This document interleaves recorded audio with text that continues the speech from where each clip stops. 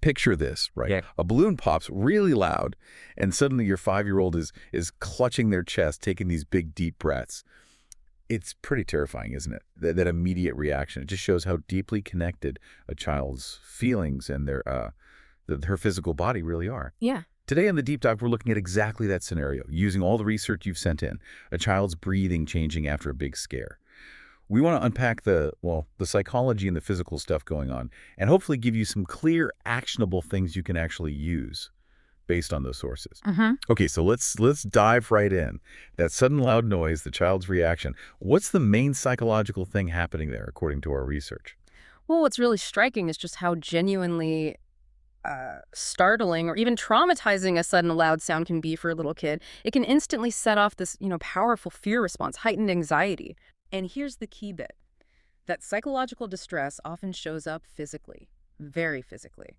So when a child starts taking repeated deep breaths or complains about their chest hurting, our research strongly suggests that's a really common sign of anxiety or panic in kids. Right, so the chest pain isn't usually... Exactly. It's almost always not heart-related. That's vital to understand. It's typically muscle tension from being scared or maybe from breathing too quickly. That's such an important distinction, isn't it? Sorting the emotional, physical reaction from something purely medical.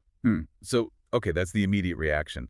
But what if it doesn't just stop? What did the deep dive show about these breathing patterns maybe becoming like a habit? Yeah, that's where it gets really interesting. After something scary happens, a child might, almost without thinking, start taking lots of deep breaths or sighs, kind of like a self-soothing thing they stumble upon. Like a coping mechanism. Sort of, yeah. But think about clenching your fist over and over. Eventually your hand aches, right?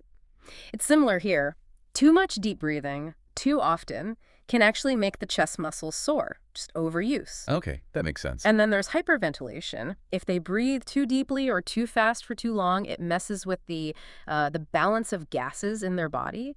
That can lead to feeling lightheaded, maybe some chest tightness, or even that pins and needles feeling in fingers or around the lips. Oh, wow. And sometimes, though it's much rarer, really anxious kids might even hold their breath briefly, which can also cause that uncomfortable chest sensation. Gosh, it's easy to see why a parent would worry immediately. Yes. So what does all this mean for you listening right now? When does it cross the line from, anxiety reaction to something you really need to get checked out? That's the crucial question.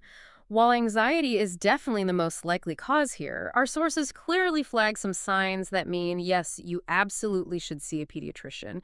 You'd want to watch out for chest pain that keeps happening or seems to be getting worse, or any actual shortness of breath, like struggling to catch their breath, also wheezing or a cough that comes along with it, or if they seem really tired more than usual or can't play like they normally do. Another thing is, if they complain about these feelings, even when they seem perfectly calm or distracted by something else. Right, not just when they're obviously upset. Exactly. And if the symptoms hang around for more than, say, 2 or 3 weeks, a doctor might then want to check for other things, like maybe asthma or GERD, that's gastroesophageal reflux, stomach acid coming up, or very rarely look into heart conditions. It really highlights the challenge, doesn't it? Telling the difference between anxiety and these other physical possibilities. That's why seeing a doctor is so important if it persists. Definitely. So knowing all this, what can you do right now? If you see your child doing this, what are some immediate steps?